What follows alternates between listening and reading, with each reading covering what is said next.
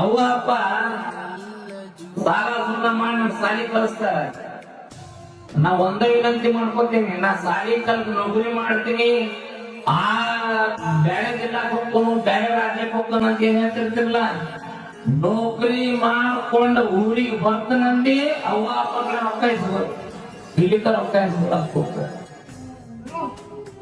ಯಾಕೆ ಕೇಳಕಂತ ನೆನಪಿಡ್ರಿ, ಅವು ನೀವು ಈಗ ರೊಕ್ಕ ಕೊಟ್ಕೊಂಡು ಅವ್ರ ಕೈಯಾಗಿ ಕುಡಿಮೆ ತಪ್ಪುದಿಲ್ಲ. ಅವಕ್ಕ ಈಗ ಕೆಲಸ ಮಾಡ್ಕೋತಾನ ಹೋಗಲಾಕತ್ತಾವ.